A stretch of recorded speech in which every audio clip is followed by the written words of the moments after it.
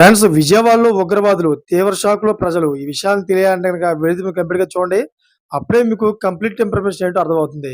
అదే విధంగా చాలామంది వీడియో చూస్తున్నారు కానీ లేఖని కామెంట్ చేయట్లేదు. దయచేసి లేఖని కామెంట్ చేయండి. లేఖని కామెంట్ చేయడం వల్ల ఈ ఇన్ఫర్మేషన్ మనం చాలా మందికి తెలియజేసే వాళ్ళం అవుతాం. అదే విధంగా చాలామంది సబ్స్క్రైబ్ చేసుకోవడం మాత్రం మర్చిపోతున్నారు. దయచేసి సబ్స్క్రైబ్ చేసుకోండి. సబ్స్క్రైబ్ చేసుకోవడం వల్ల నేను చేసే ప్రతి ఒక్క అప్డేట్ మీరు ముందుగానే పొందగలుగుతారు. ఇంకా లేట్ చేయకుండా వీడియోలోకి వెళ్ళిపోదాం. Friends, student Islamic movement of India ఉగ్రవాద సంస్థతో సంబంధాలు కలిగి ఉన్నాయన్న అనుమానంతో బెజవాడలో నిఘా వర్గాలు జల్లెడ పట్టి కేంద్ర నిఘా సంస్థలకు నివేదిక ఇవ్వడం సంచలనం సృష్టిస్తోంది.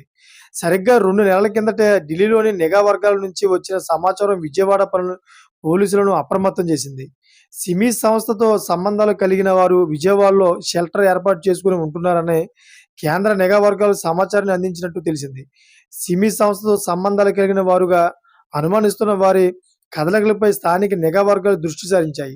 దాదాపుగా నెల రోజుల పరిశీలన అనంతరం విజయవాడ నగరంలో నలుగురు, నగర శివారు ప్రాంతాలలో మరో 6గురిని అనుమానితులుగా గుర్తించినట్టు తెలుస్తోంది. ఈ 10 మందికి సంబంధించిన సమాచారాన్ని విజయవాడ నిఘా వర్గాలు కేంద్ర నిఘా సంస్థలకు అందించాయి.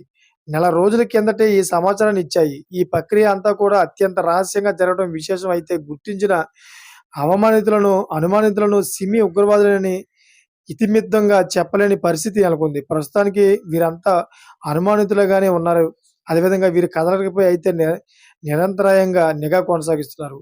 కేంద్ర నిఘా వర్గాలు ఇచ్చిన సమాచారంతో స్థానిక నిఘా వర్గాలు పరిశీలనలో నగరంలోని పంజాగ్ సెంటర్, అదేవిధంగా లబ్ధిపేట, అశోక్ నగర్‌లో అనుమానాస్పద వ్యక్తులు ఉన్నట్లు తెలుస్తోంది. గొల్లపూడిలో కూడా కొందరు అనుమానిత వ్యక్తులు ఉన్నారని సమాచారం. విజయవాడ నగరంలో నలుగురు అనుమానాస్పద వ్యక్తులు గుర్తించారు. మిగిలిన 6గురిలో గొల్లపూడిలో ఇద్దరు, అదేవిధంగా పేరు బయటకు రాని వారు ప్రాంతాలలో మరో నలుగురు ఉంటున్నారని తెలుస్తోంది. అనుమానితులను గురించి సమాచారం కూడా ఆసక్తిని కలిగిస్తోంది. ఒక్కొక్కరు ఒక్కో వృత్తి చేస్తున్నారు. ఒకరిద్దరు మసీదుల దగ్గర భిక్షాటన చేస్తుండగా, ఇద్దరు ఏసీ మెకానికులుగా పనిచేస్తున్నారని తెలుస్తోంది.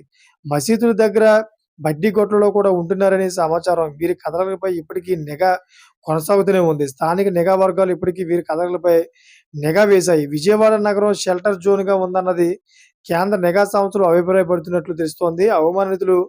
అనుమానితులుగా గుర్తించిన 10 మంది పైన గత నెల రోజులుగా నిఘా కొనసాగుతూనే ఉంది. చూసారా ఫ్రెండ్స్, లేటెస్ట్ అప్డేట్స్ కోసం ఛానెల్ సబ్స్క్రైబ్ చేసుకోండి. Thanks for watching friends.